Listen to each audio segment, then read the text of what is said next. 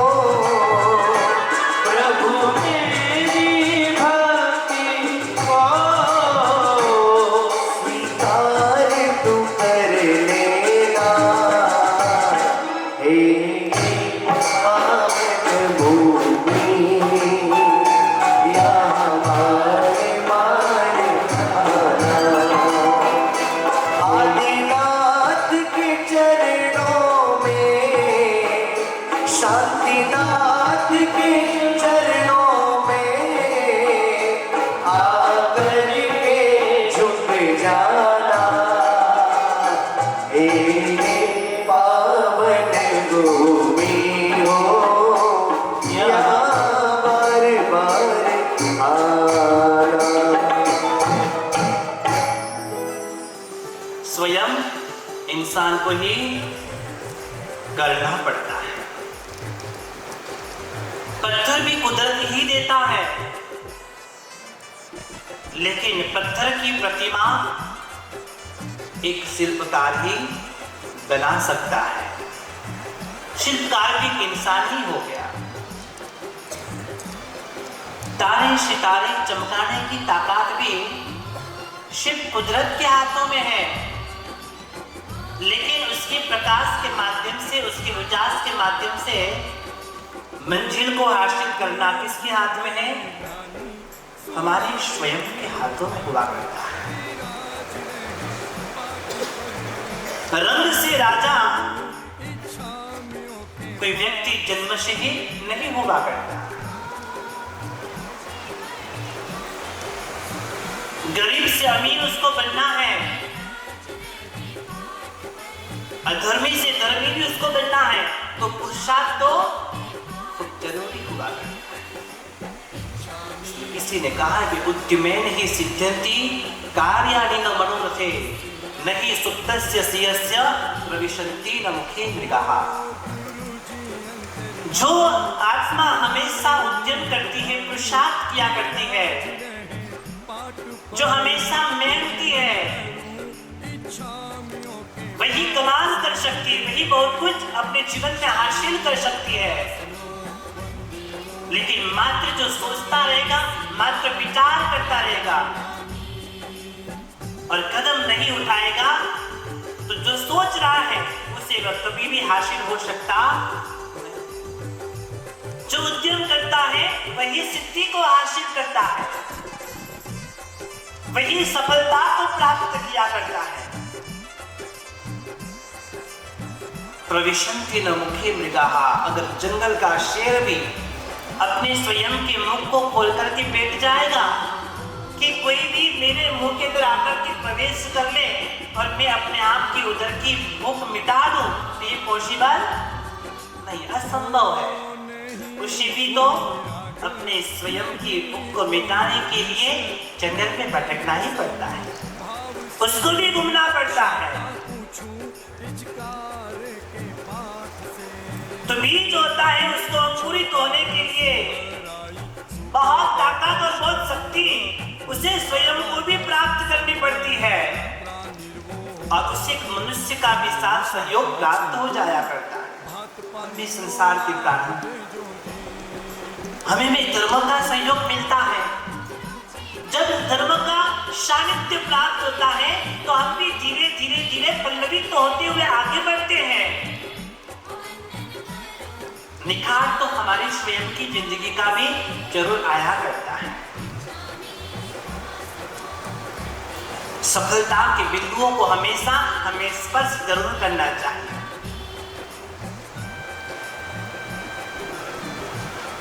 एक छोटी सी बात के माध्यम से मैं बहुत कुछ आप सबको बताना चाहता हूं कि एक व्यक्ति है, वह जीवन में बहुत परेशान है, बहुत दुखी है, और उसका एकमात्र कारण उसकी स्वयं की सौतेली मां।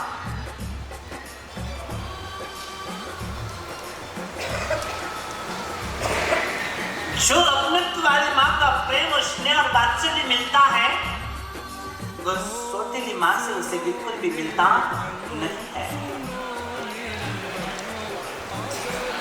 जो अपनी संतान की ख्यालात अपने स्वयं की मां कर सकती है, वह अन्य और कोई नहीं कर सकता। उसी टाइम से भोजन नहीं मिलता है, टाइम से खाना नहीं मिलता है, बात बात पे क्लेश, बात बात पे झगड़ा, बात बात पे घर के अंदर गमगीनी का माहौल, जहां पर विवादित माहौल होता है तो वहां पर हमारे स्वयं के विचार भी रुक जाया करते हैं, और जहां पर सारे सुंदर सहयोग मिला करते हैं, वहां पर हमारे विचार भी विकसित हुआ करते हैं। हमें जैसा योग बनता है उस प्रकार से हमारे तीनों योग उस रूप को जरूर धारण कर लिया करते हैं। बगल में रहता है, बहुत हैरान है, बहुत परेशान है। और जिस घर के अंदर हमेशा विवाद होता हो तो वहां पर कोई रहना भी नहीं चाहता, ठहरना भी नहीं चाहता। गांव के बाहर एक संत रहते हैं, वो उनके पास में हमेशा जाता रहता। जब भी किसी भी प्रकार की कलुषिता का वातावरण बनता है अपनी स्वयं की जिंदगी में, अपने लाइफ में, तो कोई ज्ञान की एक छोटी सी बूंद भी उसके जीवन में काफी हो जाया करती है।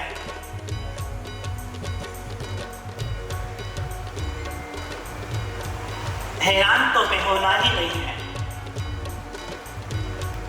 हैरान होते हो तो उसको भी मुक्त करने के कई प्रकार के रास्ते हमारे परमात्मा ने हमें दिए हुए हैं। उस रास्ते पे अगर हम चलने लग जाएंगे तो आनंद की यात्रा का अनुभव हम जरूर कर सकते हैं। वह अपनी स्वयं की व्यथा, अपने स्वयं की कथा अपने गुरुदेव के पास में जाकर के कहता है कि भगवान, मेरी लाइफ की ऐसी स्थिति बनी हुई है।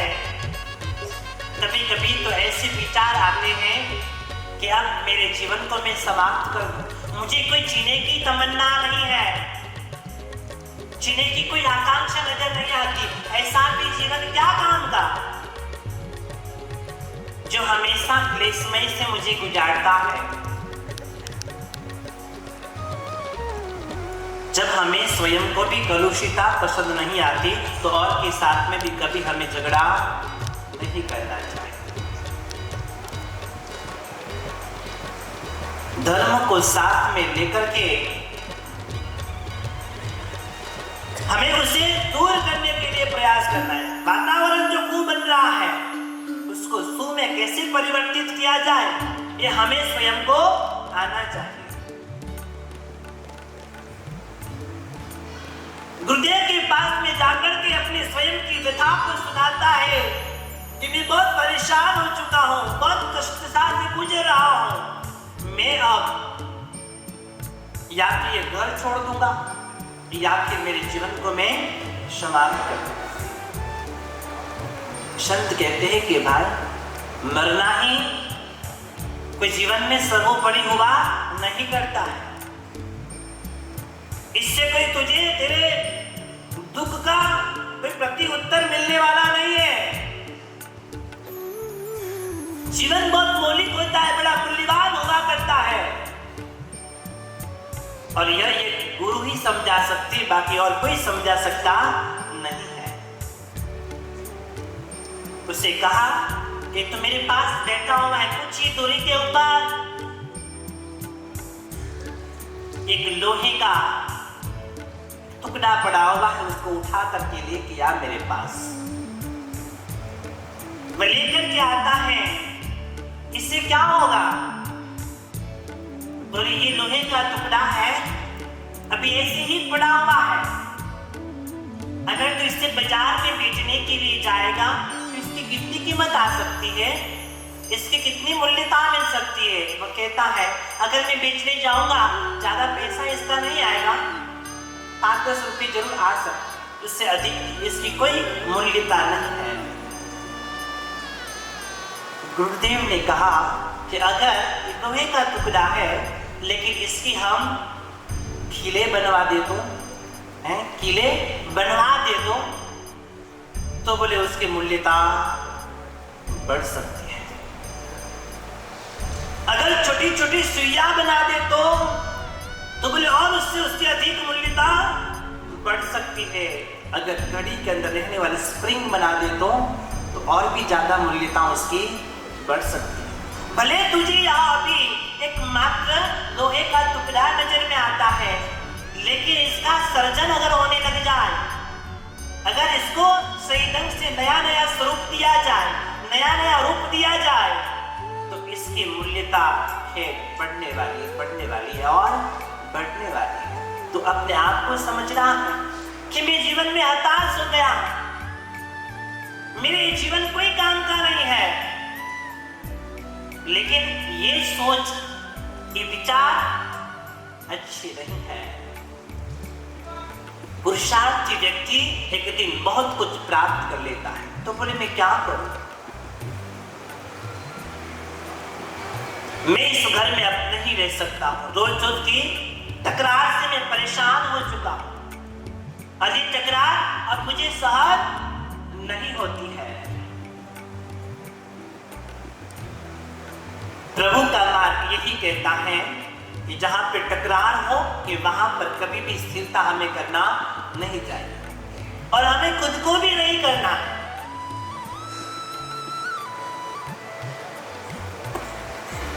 वह कहता है पर मैं अब तो वापस लौट करके मेरे घर तो नहीं जाऊंगा, अब मैं आगे बढ़ना चाहता हूं, मैं आगे का मार्ग ढूंढना चाहता हूं।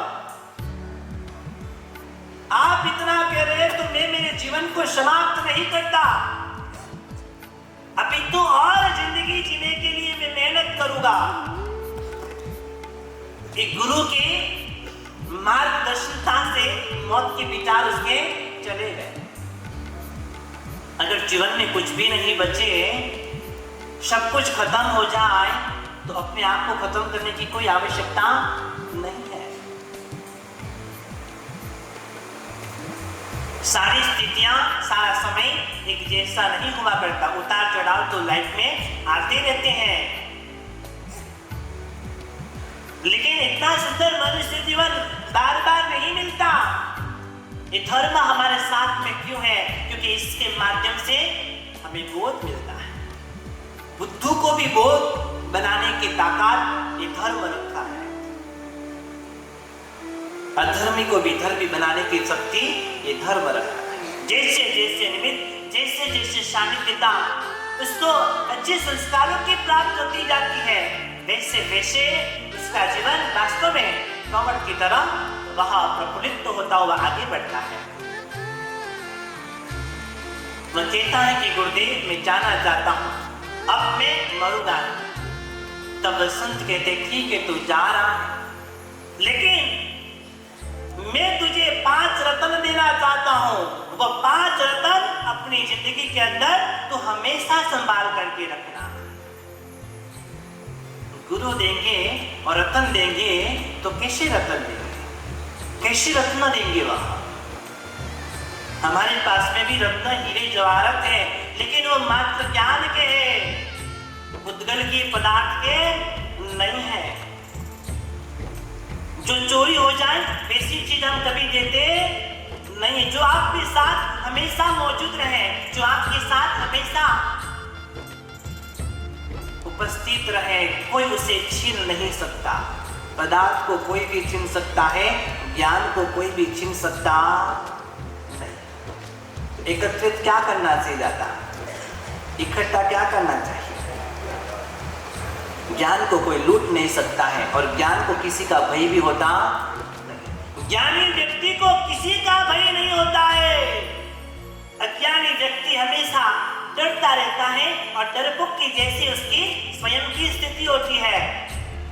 गुरु कहते हैं कि तू जाना चाहता है, मैं तो संत हूं, लेकिन मेरे 5 रत्न तो हमेशा याद रखना। सबसे पहला रत्न मैं तुझे देता हूं, जो तेरा भला करे उसकी बात हमेशा मानना। क्या कहा? पहला रत्न ये दिया कि जो तेरा भला करे उसकी बात तू जरूर मानना। दूसरा रत्न दिया कि बेटा कभी भी किसी के दिल को भी दुखाने के लिए प्रयास बिल्कुल भी मत करना। तीसरा रत्न कि हमेशा निष्ठायुक्त कार्य करते रहना, नैतिकता का कार्य करना, खराब कार्य कभी भी मत करना। चौथा रत्न कि योग्य व्यक्ति की बरोबरी कभी भी मत करना। क्या कहा? योग्य व्यक्ति की बरोबरी कभी भी मत करना। और 5वां रत्न कि कभी भी दो ज्ञान की बात कहीं मिलती हो तो उसे सुनने के लिए हमेशा तैयार रहना। तो ज्ञान की बातें अगर मिलती हो तो उसे हमेशा सुनने के लिए तैयार रहना। ये 5 रत्न दिए। कितने रत्न? ये 5 रत्न दिए। बहुत ही सुंदर है, बहुत ही जबरदस्त है। कोई बात नहीं, गुरु का आदेश से, गुरु की आज्ञा मिली है और रत्न भी साथ में मिल गए हैं। वो निकल पड़ा है कि कहीं मुझे कोई ना कोई स्थान, कोई ना कोई जगह मुझे प्राप्त हो जाए, मिल जाए। जीवन का गुजारा करना है और उसी की खोज में हर संसार का प्राणी लगा हुआ है। वो भी स्वयं लगा था। जैसे जैसे आगे बढ़ता गया, एक बहुत बड़े साम्राज्य में पहुंचा है। बहुत बड़ा सम्राट उस राज्य के अंदर वह राज्य का संचालन करता है। और ये वहां पे पहुंचा, कुछ काम मांगा राजा के पास में। तो राजा ने कहा कि व्यक्ति तो अच्छा, इसके पास में भले कुछ नहीं है, पदार्थ नहीं है, वस्तु नहीं है, लेकिन इसका शरीर हृष्ट पुष्ट है। ये हमारे राज्य का सैनिक तो जरूर बन सकता है। इसे सेना में भर्ती कर दिया जाए, कभी भी ये उपयोग हमें लग सकता है। इस दुनिया में कौन व्यक्ति कब काम लग जाए पता नहीं चलता है। इसलिए कहते हैं कि छोटे से छोटे व्यक्ति का भी हमें सम्मान जरूर करना चाहिए। कभी जंगल में मार्ग विहीन भी हो जाए, हम भटक भी जाए, तो झोपड़ी में रहने वाले जो व्यक्ति होते हैं उनके घर का भी पानी हमें जरूर पीना पड़ सकता है, वहां पर भोजन भी जरूर करना पड़ सकता है। कभी भी किसी का अनादर हमें नहीं करना चाहिए। सबको जीतो, सबके हृदय को जीतो। जीतना ही है तो हृदय को जीतना है, ताकि किसी को जीतने की आवश्यकता हमें नहीं है।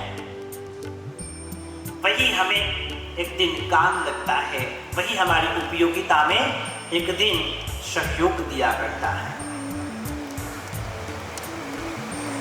सेना में वह स्वयं भर्ती हो गया। एक दिन राजा अपनी बड़ी सेना लेकर के कहीं जा रहे थे। अपने राजमहल से कोसों दूर निकल गए, लेकिन कहते कि राह में उनको जल नहीं मिला, और जो था जल वो खत्म हो गया। विचार ये था कि कहीं पर भी जल तो मिल सकता है, लेकिन काफी दूरी मापने के बाद में भी अब जल प्राप्त नहीं हो रहा। एक गांव दिखाई दिया और इतनी बड़ी सेना। वहां के वरिष्ठ व्यक्ति को बुलाया गया और पूछा कि हमारे लिए जल का प्रबंध कीजिए, जल की व्यवस्था कीजिए। वरिष्ठ व्यक्ति वह कहता है सब कुछ कर सकते, लेकिन जल का प्रबंध हम नहीं कर सकते, क्योंकि हमारे गांव के अंदर भी जल की, पानी की इतनी प्रॉब्लम है। जल का भी कभी दुरुपयोग करना नहीं चाहिए। जिस प्रकार से हमारी काया के अंदर ब्लड है, खून है, एक बूंद भी निकलता है तो हमें कैसा लगता है? सबसे पहले हम उसको निकालना ही नहीं चाहते। चोट भी लग जाती है तो जल्दी से पट्टी बांध देंगे, उसको रोकने का प्रयास करेंगे, लेकिन प्रवाहित हो वैसा हम नहीं सोचेंगे, क्योंकि अशक्ति आ जाएगी, ताकत हमारी चली जाएगी। ये होता कि नहीं होता है? जल भी धरती का ब्लड है। किसका है? जल भी धरती का ही एक प्रकार का ब्लड है, उसको कभी वेस्ट नहीं करना चाहिए। वह हमारे लिए एक संजीवनी के समान है, वह बहुत उपयोग लगता है, हमारी प्यास को बुझाता है, सबकी प्यास को बुझाता है। वहां पानी के पास सब कुछ है, लेकिन छुआछूत की भावना उसके पास बिल्कुल भी नहीं है। पानी के पास सब कुछ है, लेकिन छुआछूत की भावना उसके पास में नहीं है। वह पानी कभी ये नहीं कहता कि मैं शूद्र की प्यास बुझाऊंगा, मैं मात्र वणिक की प्यास बुझाऊंगा, मैं मात्र ब्राह्मण की प्यास बुझाऊंगा, मैं मात्र क्षत्रिय की प्यास बुझाऊंगा। वह पानी कभी नहीं कहता है, वह सभी की प्यास बुझाता है, चाहे पक्षी हो, चाहे प्राणी हो, चाहे पशु, कोई भी हो। किसी के साथ वह छुआछूत का व्यवहार नहीं करता है। धरती के पास में भी सब कुछ है, लेकिन उसके पास में अभिमान बिल्कुल भी नहीं है। अभिमान, हीरे जवाहरत रत्न सब कुछ इस धरती के गर्भ में पड़े हुए हैं, लेकिन अभिमान बिल्कुल भी नहीं है। और हमारी तिजोरी में थोड़े से लाल पीले नोट के आ जावे, हम तो अभिमान से फूले नहीं समाते, हमारे भीतर अहंकार सवार हो जाता है। धरती के पास इतना खजाना पड़ा हुआ है, लेकिन लेस मात्र भी उसके पास में अहंकार नहीं है। आसमान के पास में भी सब कुछ है, आसमान के पास में भी सब कुछ है, लेकिन उसके पास क्या नहीं है?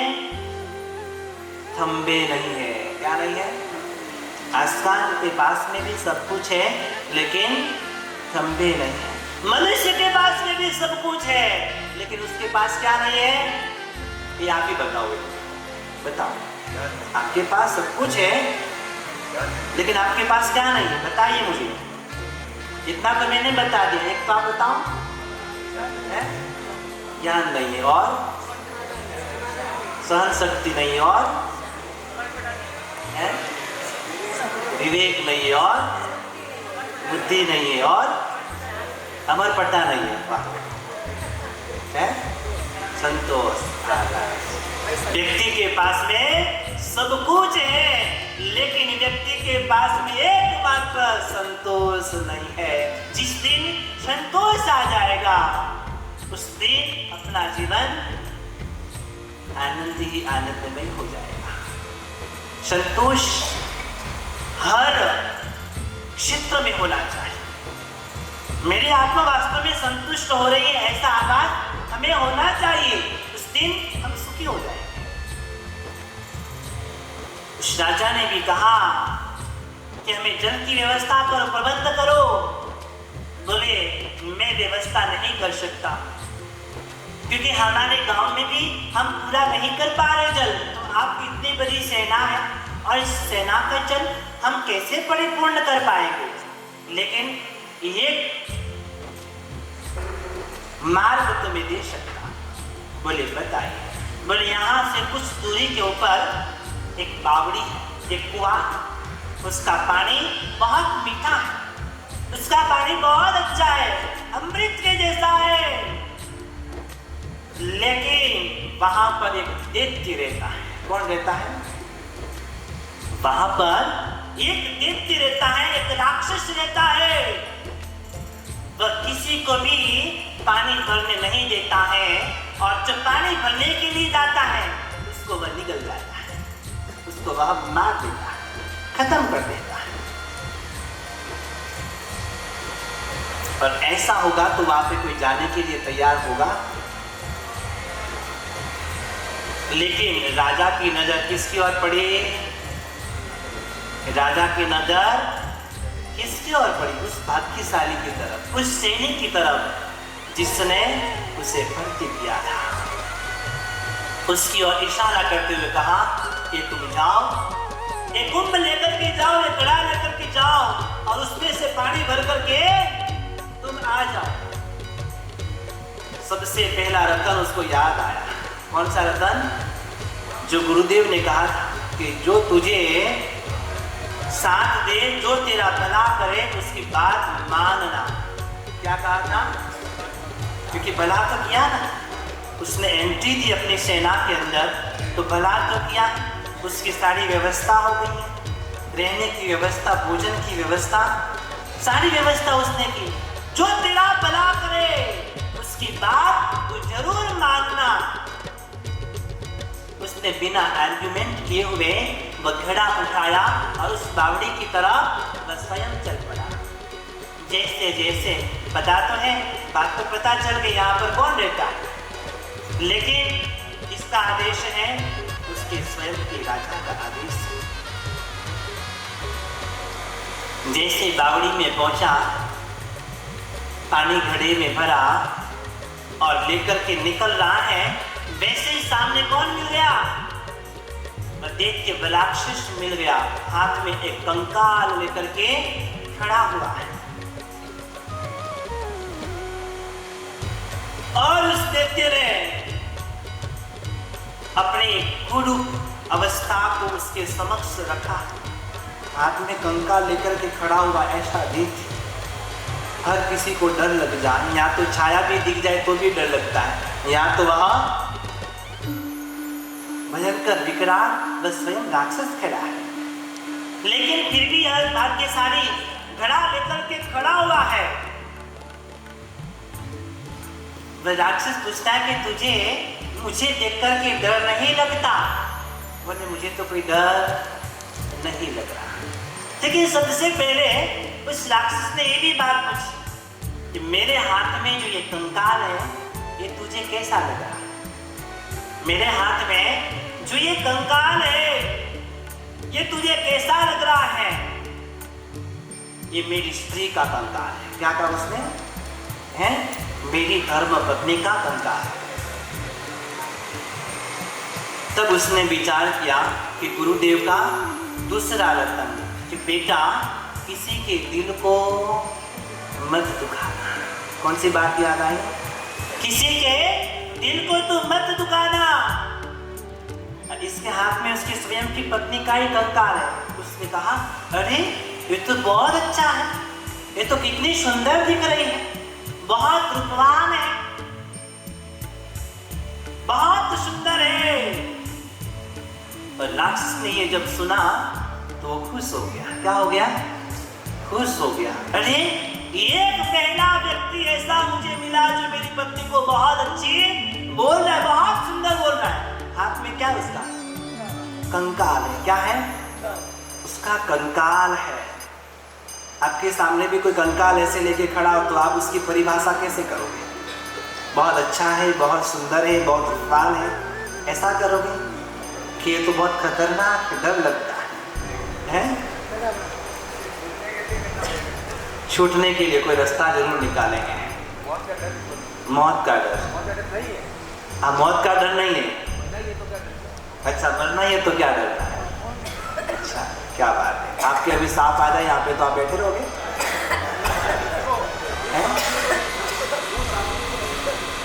अच्छा, उस आदमी को डर नहीं था, आपको डर है।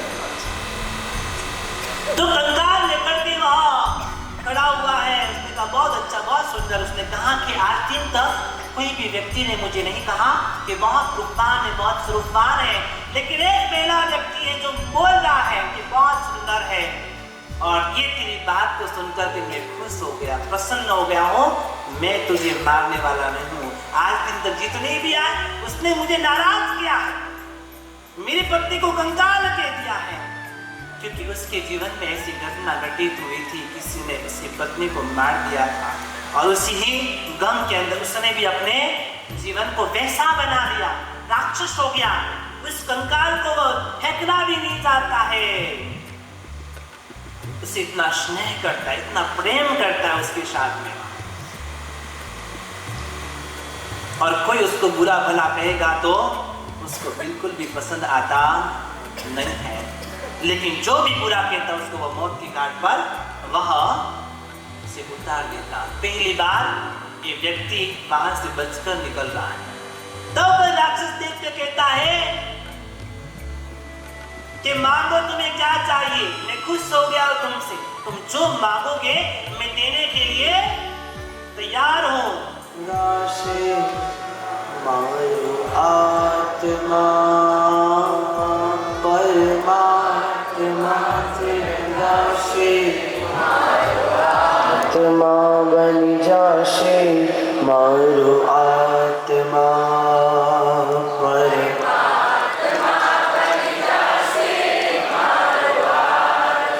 थाशे प्रभु मिलन वात वात मां थाशे प्रभु मिलन वात वात मां परमात्मा परमात्मा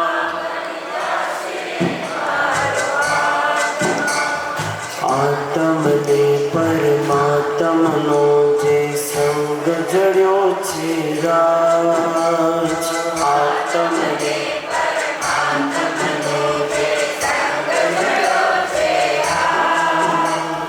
हरख हरख मन हरख हरख मां झूमी रह्यो छे आज हरख हरख मन हरख हरख झूमी रह्यो छे मारू हृदय प्रभु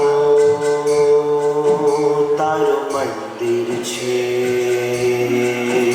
मारू हृदय प्रभु तारो मंदिर छे तू हृदय वसे मारी तकदीर छे तू हृदय वसे मारी तकदीर छे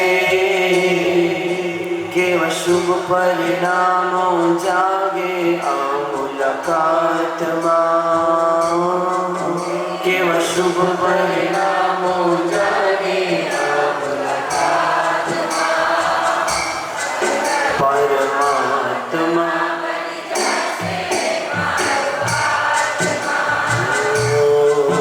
परमात्मा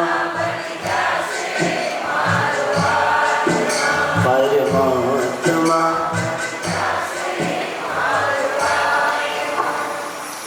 मन विश्ववंदित योग जिनकी श्रेष्ठतम थी साधना पूज्य वरने नित्य की नवकार की आराधना साहित्य सेवी सत्यवक्ता परम पावन नाम है ऐसे गुरु राजेंद्र को नित कोटि कोटि प्रणाम है ऐसे गुरु राजेंद्र को नित कोटि कोटि प्रणाम ओ मन सरल शुभ भाव जिनका आत्म निर्मल धाम था जिन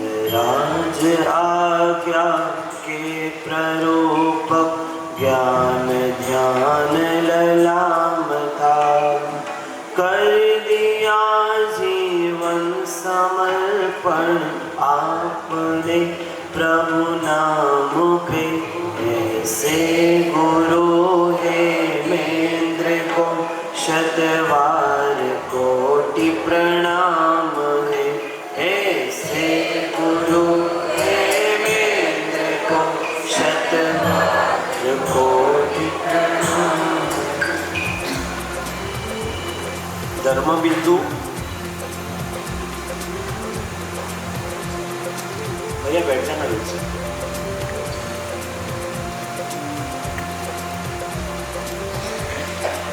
ग्रंथ में हरिभद्र सूरी जी महाराज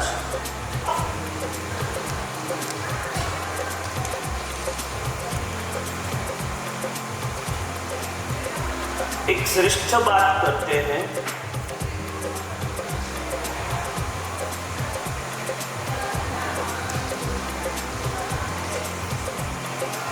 इवेंट वाले भैया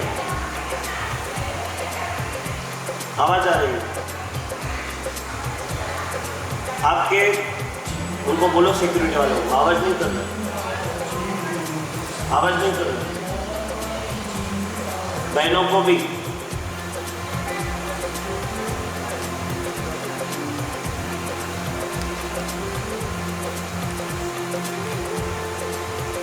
वो इस चातुर्मास में बहुत वीआईपी है, जो उठ नहीं रहे ना वो बहुत वीआईपी है,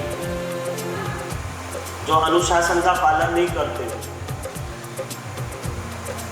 आप सब बहनों को फिर से कह देते हैं, जैसे वॉलेंटियर आपको बिठाएंगे वैसे ही बैठना है, अपनी मर्जी से नहीं बैठना है, क्योंकि आपकी मर्जी तो हमने 2-3 दिन पहले देख ली थी।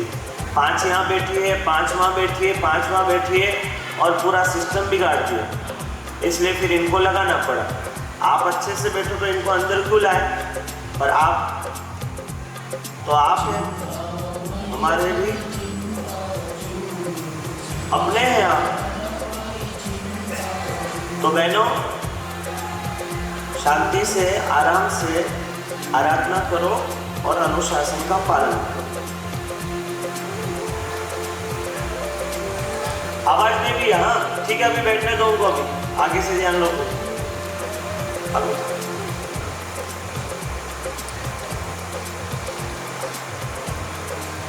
और ये बहनें तो बहुत महान है, बीच वाले रो वाली व्याख्यान उठाने ही आती है, बहुत महान। हाँ, जो बीच में बैठे ना, बीच वाले में, उन सब के लिए बात है ये, क्योंकि शुरुआत करवाने वाले तो ये बहुत अच्छे हैं, अच्छे आराधक हैं, समय पर पधारते हैं। और वो पीछे वाले ना, वो भी थोड़े अच्छे हैं, थोड़े बहुत अच्छे।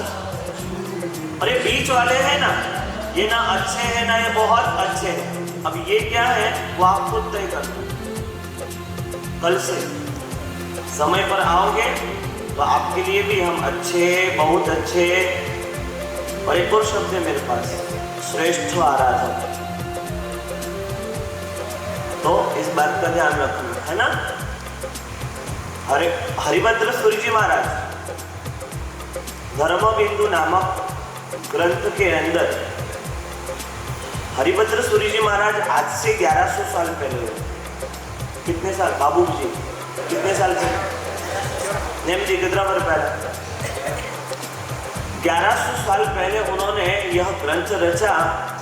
बोलो, आप बोलते हैं ना ओल्ड इज गोल्ड, यानी कि वस्तु जितनी पुरानी होती है उसका उतना ज्यादा महत्व होता है। पहले ना घी के वो कुएं भरते थे, तो कहते थे पुराना घी यानी कि बहुत जबरदस्त पावरफुल है।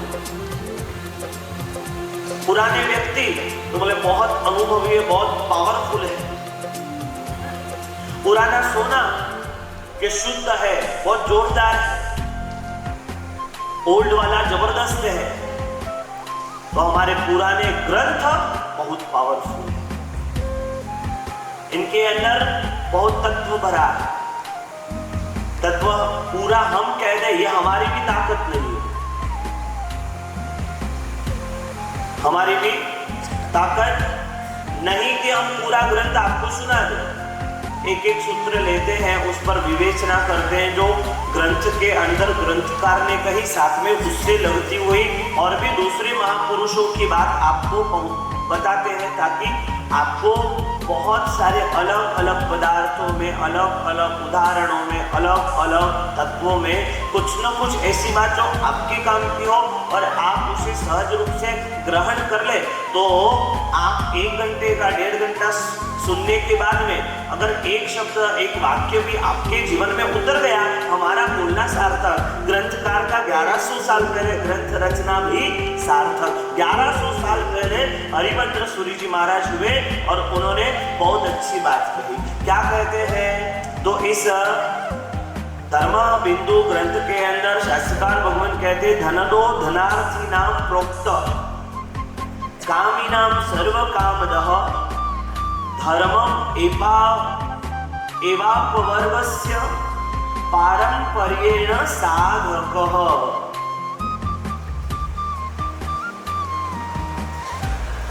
का ठाकुरियो माते थी गयो के तो हमें मुंह तो बताओ। इसका अर्थ ऐसा होता है कि धर्म जो है ना, धर्म ढाई अक्षर का शब्द है। क्या है धर्म? कितने अक्षर? परंतु इसमें ताकत कितनी है? अक्षर ढाई है, परंतु ताकत इतनी है कि वह मोक्ष और सिद्धशिला को भी प्राप्त करने में समर्थ है। धर्म ढाई अक्षर का शब्द। हरिभद्र सूरी जी महाराज कहते हैं कि ये ढाई अक्षर के शब्द के अंदर ताकत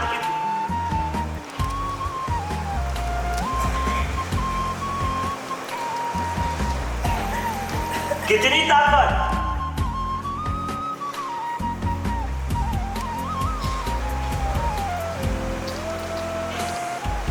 कि इसके अंदर क्या क्या देने की ताकत। हरिभद्र सूरी जी महाराज कहते हैं कि धर्म धनार्थी नाम प्रोक्तम, जिनको धन की इच्छा होती है, धनार्थी नाम धनदा, कामी नाम सर्व कामदः, जिसको काम की इच्छा होती है ये धर्म उसको काम भी देता है। परंतु धर्म की सबसे बड़ी वैल्यू, सबसे बड़ी ताकत जो है ना, वह इस संसार सागर से तिरा करके मोक्ष तक को देने की शक्ति इस धर्म के अंदर है। बोला आप धर्म किस लिए करते हो? मेरे भगवान तो कहते हैं कि धन की इच्छा से धर्म नहीं करना है।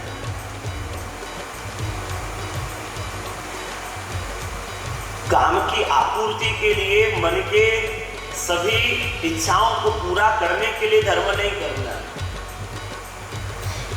बोलो धर्म आप किस लिए करते हो? बोलो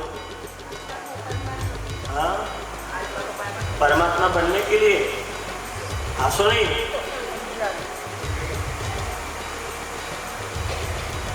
धर्म धन प्राप्ति का साधन तो नहीं है ना, क्या है?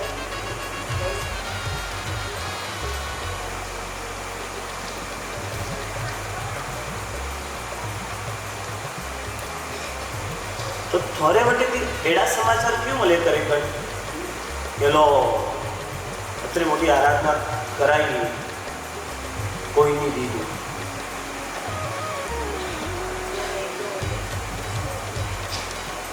का प्रभाव ना रखी, कोई प्रभाव ना बरोबर नहीं। અને માનસિકતાથી હવે બારે કરે નીકળી લ્યો।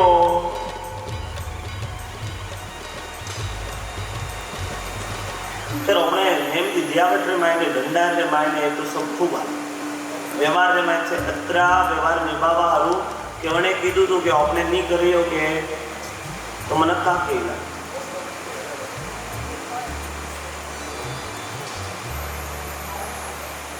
मालूम है कभी कभी विचार आता है कि बहुत सारी आत्माओं के मन में धर्म इसलिए कम हो गया कि धन ने धर्म को कब्जे में कर लिया।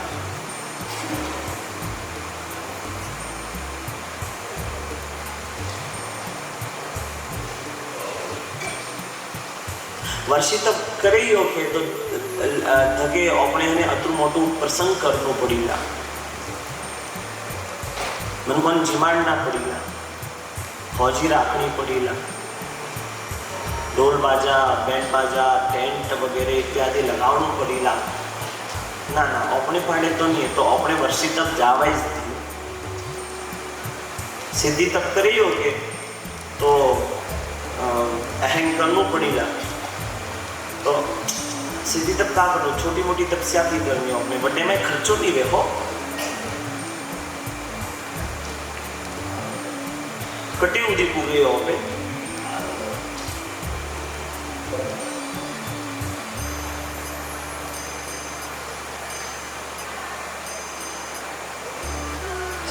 वस्ते में जटे जाओ के सिद्धि तप कराओ, परंतु पहला थी को कि भाई जन्ने अलग थी स्वामी वात्सल्य करनु है, मोरे हटे सिद्धि तप में नाम मत लिखाओ जो। जन्ने अलग थी फौजी राखनी है, थोड़े कोई करवानी जरूरत है नहीं। थोड़े अलग थी बैंड बाजा बीजा लावना ने पचकांडू कार्यक्रम थोड़े हटे पर्सनली राखनु है ना, ना साहब मोरे हटे थोड़े नाम लिखावनी जरूरत नहीं। क्लियर पहला थी को, और क्लियर ये बात, और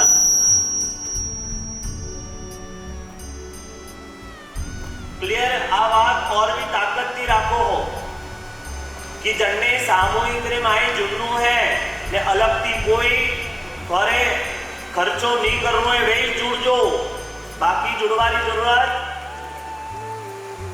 नहीं है। अलग से किसी को भी करना है तो यहाँ पर नाम लिखाने की जरूरत नहीं है। एक को में जटे मारू चौमासू वे बटे बाकी हमें अटे तो आ बात ही नहीं है।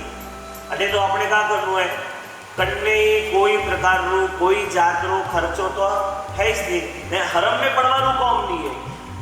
हाँ, હું તો અત્રો વિચારને में उदार हूँ कि तोने यूं कहूँ कि तोने अगर सिद्धि तो भविष्य में करना है गाँव में के कोई वटे करवानी जरूरत नहीं, अटे करो ब्रो, कोई अटे ए हैंग होम करवानी जरूरत है नहीं। अटे का कायारू है, का है कायारू सिद्धि तब का है अपने आत्मा हारू करनु है, कन्ने दिखावनु का है, अपने सिद्ध भूमि मिली है, सिद्ध गिरी राज री छाया मिली है और अणसिद्ध गिरी राज रे माए ओपे अगर सिद्धि तब करे हो तो अपनी काया ने अपनी आत्मा ने और तृप्ति आपीला। घना मनक के महाराज साहब ये सिद्धि तब करने से शरीर भूखा रहता है, भूखू रहना पड़े ने बढ़ती आत्मा ने कोई लाभ है का? आत्मा ने कोई लाभ है का? तो मुंह बनोने एक उदाहरण दो, कहते हैं रोज हवाला सबसे पहला किचन में जाए खा बनावो, चाय बनावो, चाय रे वास्ते दूध तो लावू पड़तू पहला, दूध लावो होके, दूध गरम करो होके, दूध गरम करने माई करो हो तपेली रे माई। ओ बहनों जवाब तो दो, दूध गरम किसमें करते हैं, किसमें करते हैं, फिर से सब बोलो किसमें करते हैं, तपेली में करते हैं। बोलो दूध को गरम करना तो बेचारी तपेली को गरम क्यों करना, गरम किसको करना, दूध गरम होना ना, तो तपेली को बेचारी को क्यों दबाते हो?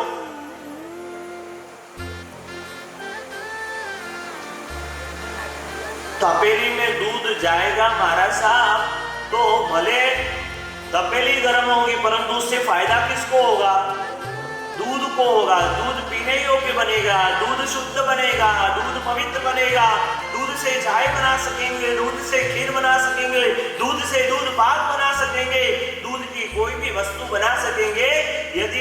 यदि तपेली का आलंबन नहीं है तो दूध शुद्ध बनने वाला नहीं है।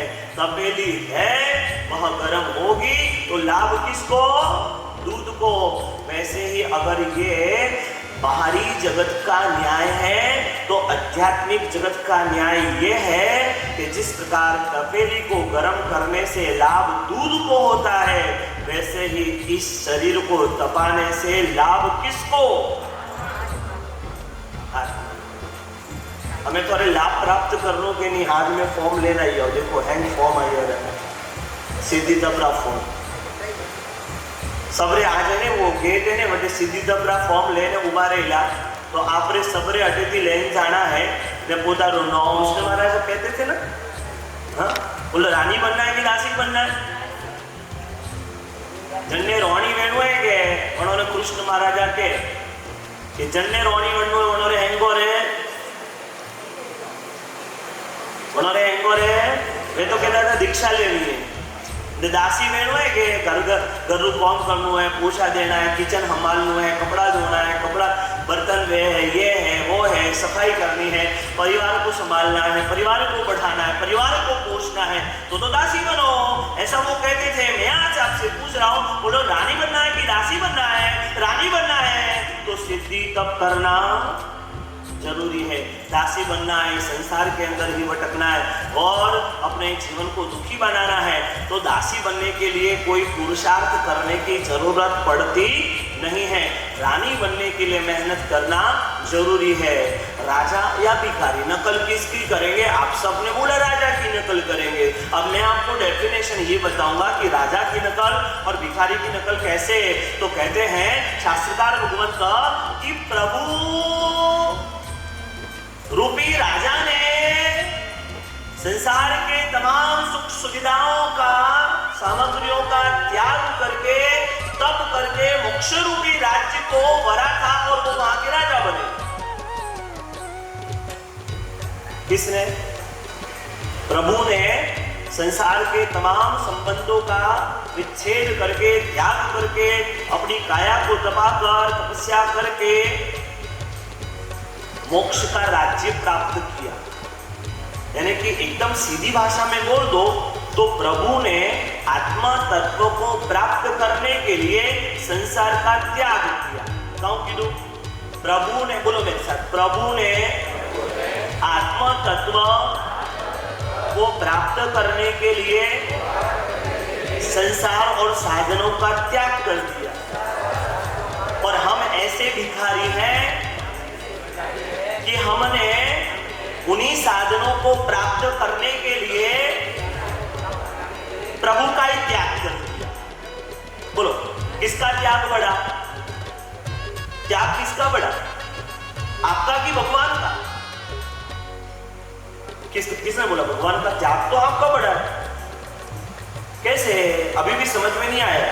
भगवान ने मोक्ष राज्य में प्राप्त करवा हारू साधन सुविधा संसारो त्याग कीधो तेरे मोक्षदा राजा हुआ। अपने वणे साधन वणे संसार वे संपत्ति ने प्राप्त करवा हारू प्रभु जेड़ा राजा ने त्याग कीधो तो है। भगवान ने तो संसार छोड़ा, हमने प्रभु को ही छोड़ दिया। त्याग किसका बढ़ा? किसका बढ़ा? आपका ही बढ़ा हुआ ना। परंतु अब भगवान को आगे रखना है तो त्याग संसार के साधनों का जैसे प्रभु ने किया, देह की ममता का त्याग किया। देह को पोषने के लिए भगवान ने कहा कि देह का ही पोषण करता रहा तो मेरे भव भव की परंपरा बढ़ जाएगी। देह के पोषण को रोकना है। अरे इस शरीर को खिलाने पिलाने जैसा नहीं है। इससे तो जितना खिलाया पिलाया है ना उतना उससे काम लेने जैसा है। आप सोचते होंगे कि मैं तो एडी हूँ, थाकोड़ी हूँ। अरे 180 उपवास करने वाले महात्मा भी ऐसे ही थके हुए हैं, परंतु हर वर्ष कुछ न कुछ आराधना करते हैं क्योंकि उन्होंने आत्मा तत्व शरीर के अंदर नहीं जाना, आत्मा तत्व साधनों में नहीं जाना, आत्मा तत्व अपनी आत्मा के हित में ही जाना कि मारे का हित है का अहित है वो विचारे ने तपस्या करे। अपने पर विचार करनो है, मारा आत्मारो हित करने में आए हैं। राजा की नकल करनी है कि भिखारी? हम तो अभी तक भिखारी की नकल कर रहे हैं क्योंकि संसार के साधन ही हमको अच्छे लगते हैं। नहीं नहीं, बहुत हुआ कि हमने संसार के साधनों को प्राप्त करने के लिए त्याग को वरीयता नहीं दी। अब त्याग को आगे रखना है, त्याग का राग रखना है, राग का भी त्याग करना है। ऐसा भाव रखेंगे तो अर्जुन माली जैसे मन के अंदर पश्चाताप के भाव हुए तो 6 पुरुष 1 स्त्री की हत्या करने वाले अर्जुन माली जब सुदर्शन सेठ के संपर्क में आए, प्रभु की दीक्षा ली और दीक्षा लेने के बाद में क्या कर रहे हैं मालूम है आपको? क्या कर रहे हैं? तप कर रहे हैं। क्या कर रहे हैं? तप कर रहे हैं। और कितना घोर तप। थोने तो एक सिद्धि तप करवानी बात करी रहा हो, थोने अर्जुन वाली जेड़ो तप करवानी बात करता ही नहीं हो क्योंकि अजी थोड़ा कर्म अतरा भारी नहीं है ये तो फिर भी हलू करनी हो, खूब अच्छा हो। अर्जुन वाली जेड़ा नहीं हो तो पण अपने सिद्धि तप करे ने पोताना जीवन में हुआ जितना पण पाप है वणों की मुक्ति लियो, आगेनो रास्तो क्लियर करो। आप यह सोच लीजिए कि जो हमारे 4 तत्व है, 4 पद है, दर्शन, ज्ञान, चारित्र और तप। मालूम है आपको ये तप क्या है? तीर्थंकर जैसी आत्मा जो उसी भव के अंदर मोक्ष जाने वाली है, यह उन्हें मालूम है तो भी वो तप का आचरण करते। क्यों सा? वनों का खाणु अच्छू नहीं लागतु तू, अच्छू लागतु तू, पर फिर भी तप की महिमा बताने के लिए और बचे हुए कर्मों का नाश करने के लिए उन्होंने तप किया। मालूम है आपको ये तप क्या है? शास्त्रकार भगवान कहते हैं एक मंदिर है और उस मंदिर के अंदर बहुत सारे अलग अलग विभाग है। एक मंदिर के अंदर अलग अलग विभाग है। कौन कौन से विभाग है? एक है बाहर का दरवाजा, दूसरा है रंग मंडप। तो दर्शन जो है शास्त्रकार भगवत कहते हैं वह हमारे मंदिर रूपी आत्मा का दरवाजा है। दर्शन क्या है? दरवाजा। बोलो, किसी मंदिर का दरवाजा बन गया तो मंदिर पूरा हो गया क्या? नहीं होगा ना। तो वन्ने में फिर का सीजे धके रंग मंडप का सीजे रंग मंडप। हमारा दर्शन जो है वह दरवाजे के स्थान पर है, ज्ञान जो है वह रंग मंडप के जैसा है। किसके जैसा है? रंग मंडप। बोलो, रंग मंडप पूरू तो मंदिर पूरू। हमें तो कोई करवाने की जरूरत नहीं है। क्या जी गंभारा बाकी है? हाँ, गंभारा बाकी है ना। गंभारा यानी कि क्या? चारित्र। चारित्र हमारा गंभारा है। दर्शन, बोलो सब जन बोलो, दर्शन क्या है? दरवाजा है। ज्ञान क्या है? रंग मंडप है। चारित्र क्या है? गंभारा है। बोलो, आपको दरवाजे से गंभारे में जाना है तो बीच में कहाँ होके जाना पड़ेगा? रंग मंडप में। तो रंग मंडप यानी कि ज्ञान, दर्शन है, श्रद्धा है, परंतु गंभारे तक यानी चारित्र तक पहुंचना है तो उसके बीच में क्या प्राप्त करना पड़ेगा? ज्ञान प्राप्त करना पड़ेगा। ज्ञान है तो चारित्र है, ज्ञान नहीं तो चारित्र का अर्थ ही कहां पर रहा? रंग मंडप यानी कि ज्ञान, गंभारा मतलब चारित्र। बोलो, दरवाजा बन गया, गंभारा बन गया, रंग मंडप बन गया, हो गया मंदिर पूरा, सब हो गया। क्या भी कुछ बाकी है? क्या बाकी है? अरे गंभारा में तो भगवान हुआ रहा, भगवान भी बैठ जाएंगे। चलो, नेवतड़ा के अंदर भगवान विराजमान है, परंतु जब तक कोई नहीं जी, हाँ, ये तब क्या है?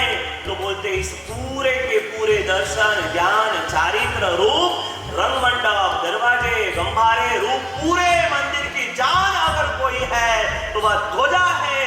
जब तक ध्वजा नहीं लहराती तब तक मंदिर अधूरा है। जब तक आत्मा तब का आचरण नहीं करती तब तक आत्मा मोक्ष तक पहुंच ही नहीं सकती।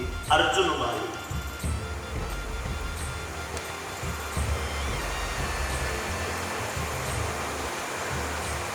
आप जो तप करो हो, कल मैंने कहा था कि ये तप जो है ना अग्नि है। क्या है?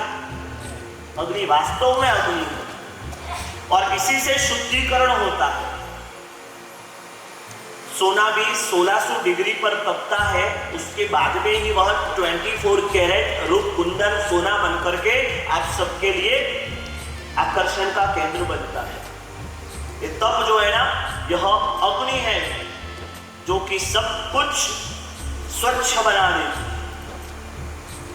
एक त्रिकम नामक पटेल थे, का नाम तो त्रिकम, याद रखो नाम, नोम रे में पण राज है, का नाम है त्रिकम।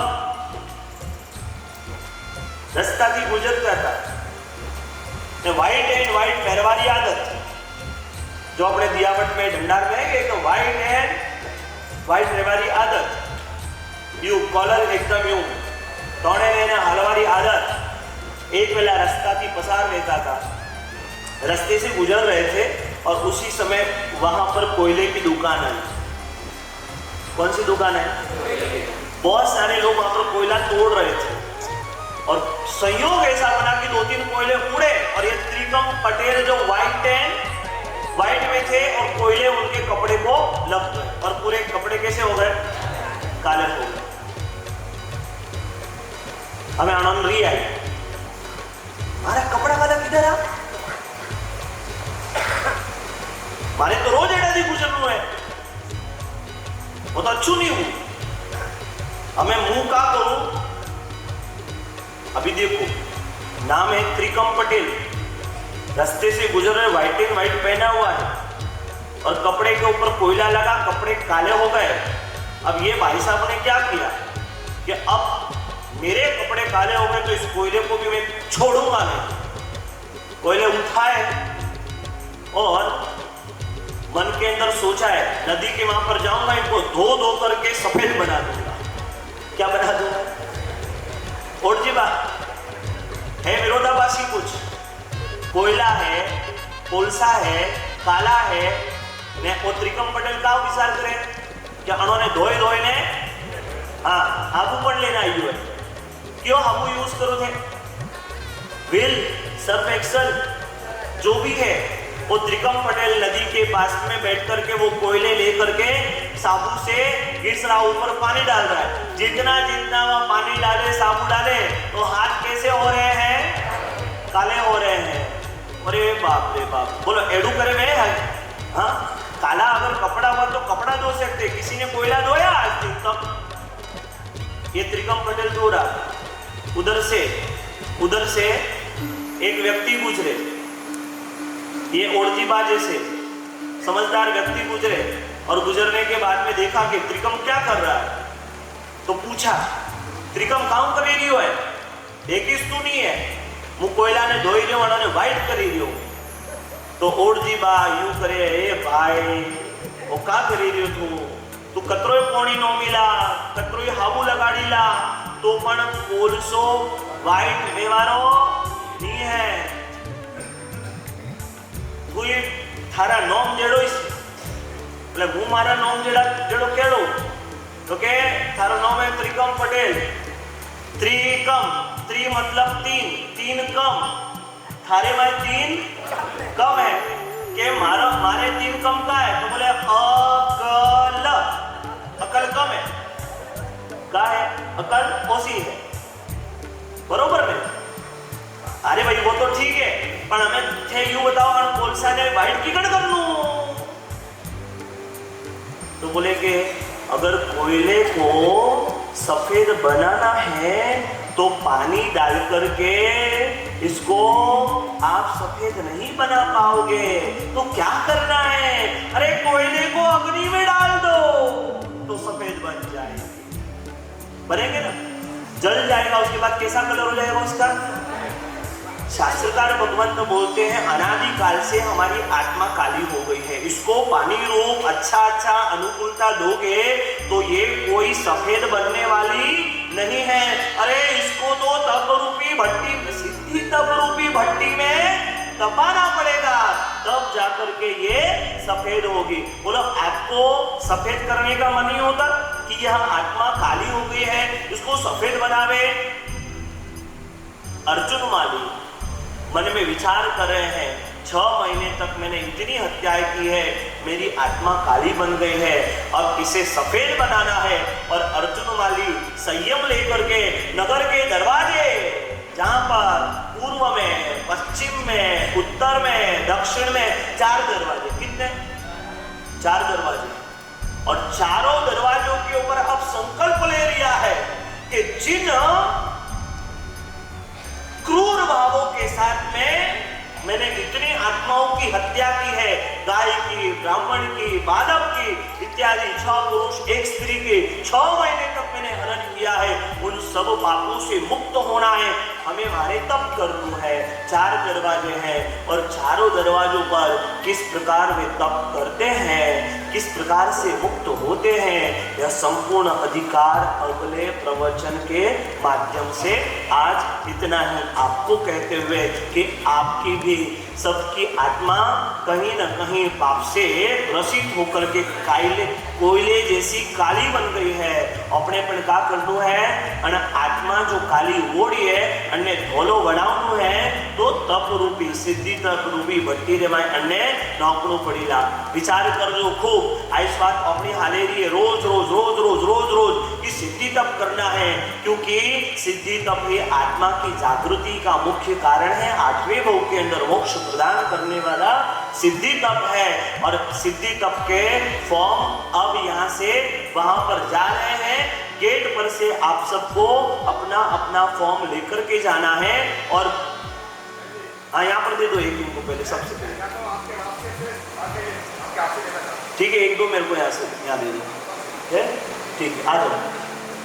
तो अपना अपना फॉर्म, मैं तो सबको नहीं दे पाऊंगा, बड़ी संख्या है, तो गेट पर से आप सब फॉर्म लेकर के ही जाना, मांग कर ले लेना कि भाई फॉर्म मन भी दे। तो आज गाना तो पड़ेगा ना फिर से, सिद्धि तप करवानो मन में भाव जाग्यो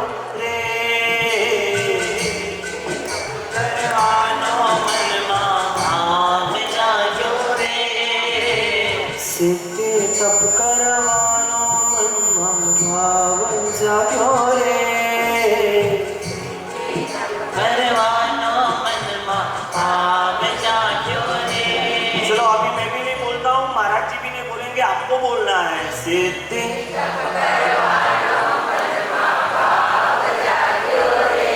हो तप थी साहू खरमो तोड़ो मनमा लाग्यो रे खरमो तोड़ो मनमा लाग्यो रे सिद्धि मनमा भाव जाग्यो रे। हेमंत भाई दोनों तरफ खड़े रखो भैया, इधर खड़े रखो।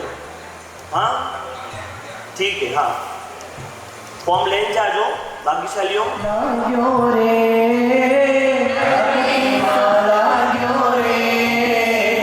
चलिए अब पचकान लेंगे। 2 से 3 आप अपने रूप में रहिए, लगभग सब जगह पहुंचने का, क्योंकि एक माले पर जाएंगे और वहां पर सब रूमों के अंदर जल्दी जल्दी जल्दी जल्दी एक साथ में आपके 2 और 3 के बीच में ख्याल रखना कि आपको एकदम व्यवस्थित रहना है, आपको सोना भी नहीं है, दरवाजा खुला रख के रखना है, कभी भी कहीं से भी महाराज साहब आ सकते हैं।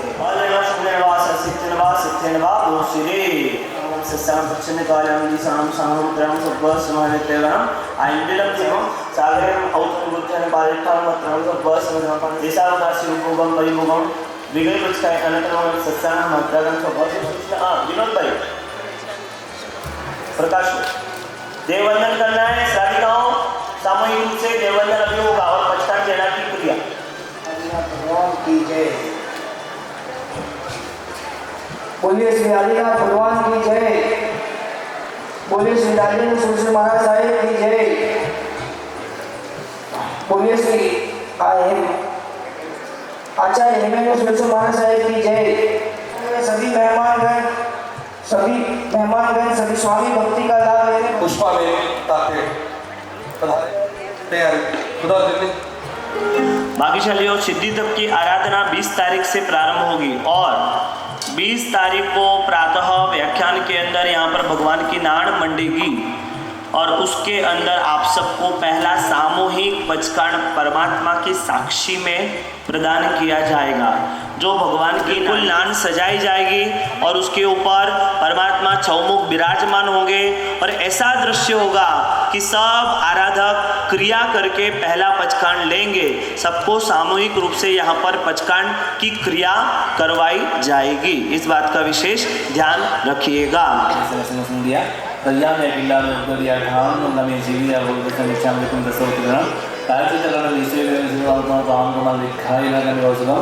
अनंत ऊषा से शुगर अम्मा की प्रेरणा आजा की कसम ने समय के उलूसों में जीव जो देश में विनोद देशों में कौन कौन सुवासन जीवन जा चंदा कौन देशों में को बदन से ला सिस्टम जो वास्तु कुछ में बना बना काम तो जीवन दोनों संतिम जो वंदना में बंधु करा तो मल्ली मंदे मने सुपर अनुजीव जो वंदना रिटर्न पासन तो वर्तमान जो एवं अमित हुआ सी है मतैन वंदामी शाम में वासन वंदियों जामी जाए इसी की आए मतैन वंदामी वंदन करो।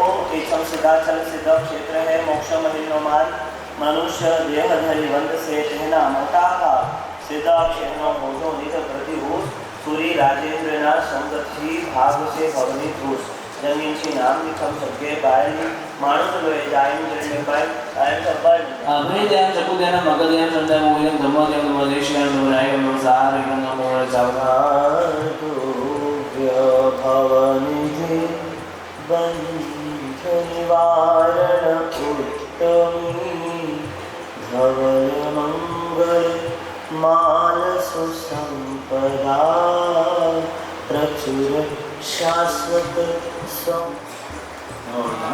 कुकर रोटी वाली लाइट नमोरस दशसादुभ्य प्रवचनामृतका विजय सूर्य राजेंद्र सुनायकम सूर्यतीन्द्र सदा सुखदायकम। नमो सनितम देव मयंत सादेवाग्यम कोई नुकर जिन वरवस सोत मानस संसार सागरम नारी नरनारी ओदिन से ऐसे दिखाना विश्व का सिस्टम को चक्रवर्ती आइटम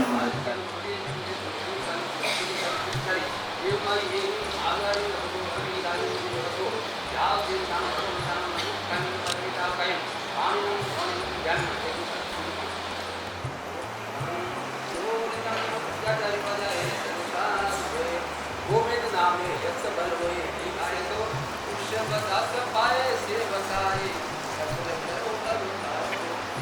संताई चामिको वासनो वंदिम जागने से मते नंदामे जावन की उस बरे भावदेश विशिम देसिम बनोति वेने सिद्धंदे विज्ञानम चामिको वासनो वंदिम जागने से मते नंदामे चागलाल है हमारा तुम्हारा हमारा तुम्हारा इनके दर्शन करने से मिल जाए किनारा मर्दवी का लाल है हमारा तुम्हारा हमारा तुम्हारा विनता नगरी प्यारी प्रभु ने जन्म पाया विनता नगरी प्यारी प्रभु ने जन्म पाया नाम भी कुल दीपक चौर आनंद छाया नाम भी कुल दीपक चौर आनंद छाया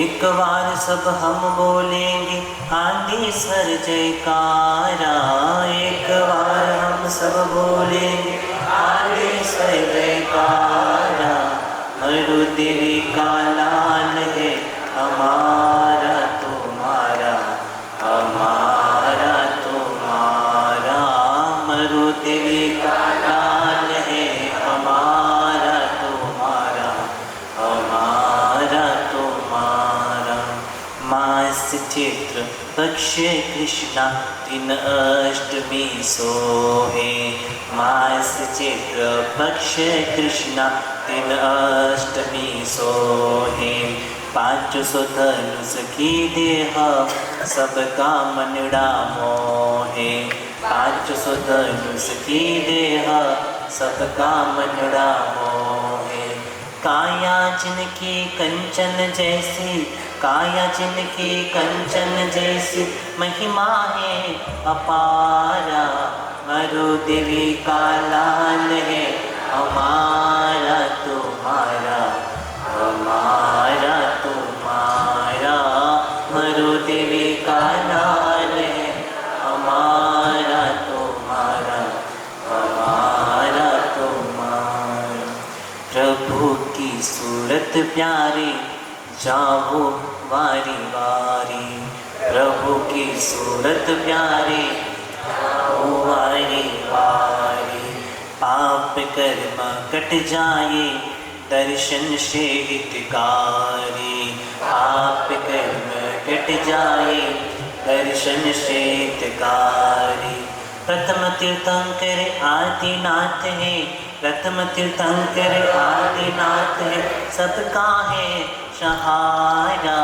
मरुदेवी का लाल है हमारा तुम्हारा हमारा तुम्हारा मरुदेवी का लाल है हमारा तुम्हारा हमारा तुम्हारा पूरी मताल किनारे वन सकट में आए पूरी मताल किनारे वन संकट में आए अठम तप करे के शुक्ल ध्यान लगाए अठम तप करे के शुक्ल ध्यान लगाए फागुन बदी एकादशी दीने फागुन बदी एकादशी दीने केवल ज्ञान उधारा मरुदेवी का लाल है हमारा तुम्हारा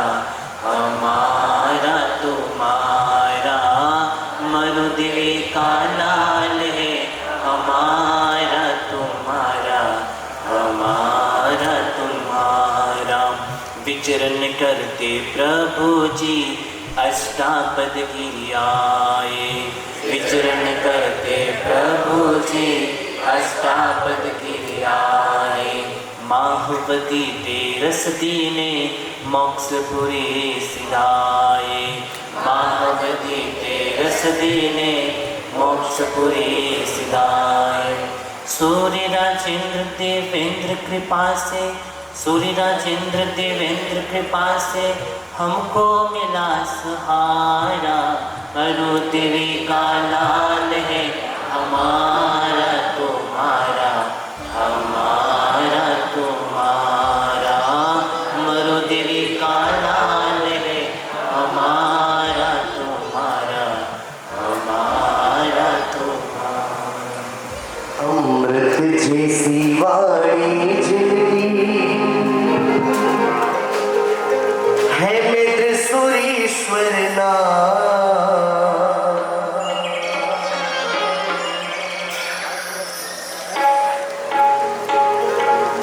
जिनको महाराज साहब के हाथ से फॉर्म लेना है वो भी अभी फॉर्म ले सकते हैं महाराज साहब के हाथों से मासिक शब्द के द्वारा।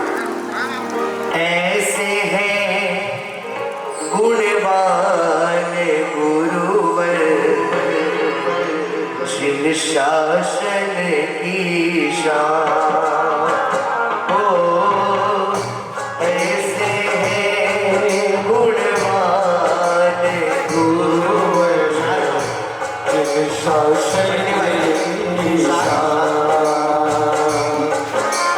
अमृत जैसी वाणी जिनकी, अमृत जैसी वाणी जिनकी है मित्र सुरेश्वर नाम। ऐसे हैं गुणवान गुरुवर। देखिएगा माताएं बहनें कोई भी इकट्ठे वहां पर ना जाए। कल भी दीपक गिर गया था। आप सभी से निवेदन है कोई भी ऊपर स्टेज पर नहीं आए। माताएं बहनें एक साथ आते हैं और यहाँ पर धीरे धीरे करो, एक एक नौकार गिनो। गुरुदेव ने जो बताया उस विधि से करो, आराम से करो। राजेंद्र सूर्य के धर्म ध्वजा को नगर नगर लहराया।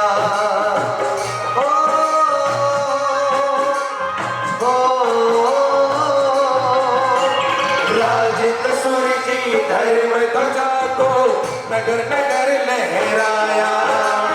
जिनवाणी का पाठ पढ़ाया, भक्ति भाव जगाया। ओ जिनवाणी का पाठ पढ़ाया, भक्ति भाव जगाया। ऐसे त्यागी तपस्वी गुरुवर के चरणों में आए। हे गुरुवर हम तो अज्ञानी, हे गुरुवर हम तो अज्ञानी, हमको तो दो ज्ञान। ऐसे हैं गुणवान गुरुवर जिन शासन की शान हो। ऐसे गुणवान। निवेदन करूंगा गेट पर से भी सभी फॉर्म लेकर के जाए। आराधना तपस्या सिद्धि तब आपको करना है। सिद्धि तब करवानो मन भाव जागो रे। सिद्धि तब करवानो मन भाव जागो रे।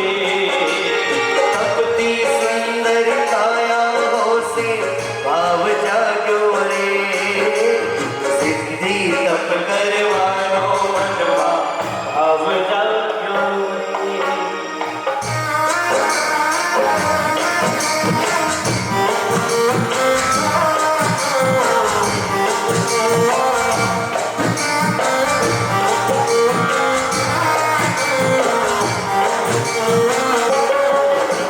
सिद्धाचल की धरती पर ये उत्सव प्यारा आया। सिद्धाचल की धरती पर ये प्यारा उत्सव आया। शत्रुंजय उत्सव में आकर तप में नाम कमाया। शत्रुंजय उत्सव में आकर तप में नाम कमाया। सिद्धि तप करने से होगा आत्मनिर्मल पावन। सिद्धि तप करने से होगा आत्मनिर्मल पावन। जो करेगा ये तपस्या, जो करेगा ये तपस्या, अब से पार उतरे हो जाते तप करना। वो सिद्धि तप करना, वो सिद्धि तप करना, वो सिद्धि तप करना। शत्रुंजय की धन्य धरा पर अवसर प्यारा आया। वो शत्रुंजय की धन्य धरा पर अवसर प्यारा आया। शत्रुंजय उत्सव में जय होता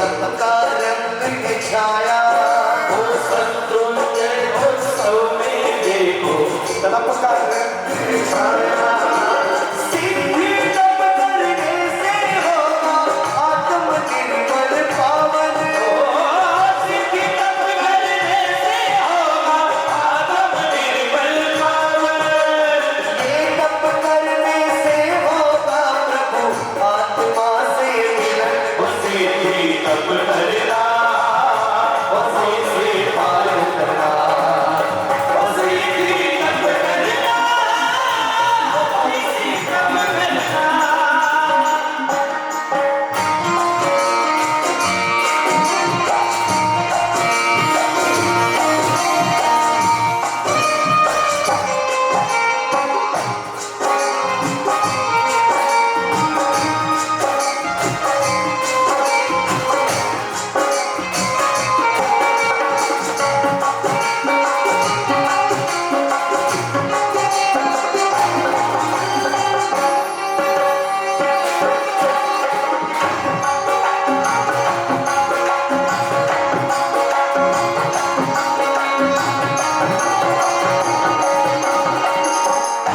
दर्शन चाहूं तेरा सांझ सवेरे हो। दर्शन चाहूं तेरा सांझ सवेरे। नैनों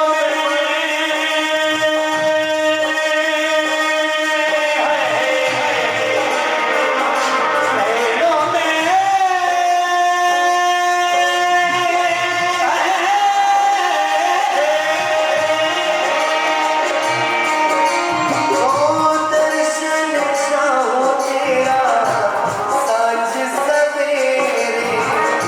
दिल में उतर गए आदिनाथ मेरे। दिल में उतर गए आदिनाथ मेरे। तेरे अविरस बरसे भक्तों को दे रहे से। तेरे अविरस बरसे भक्तों को दे रहे से। तेरे अविरस बरसे भक्तों को दे रहे से।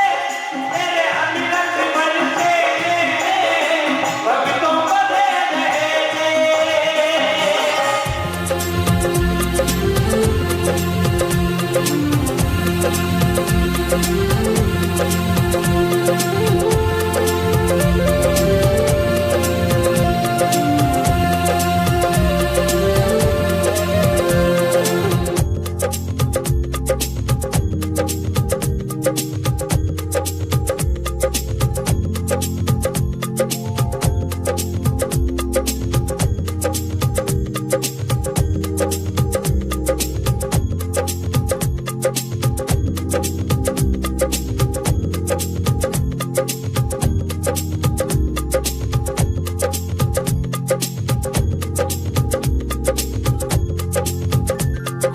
चिंता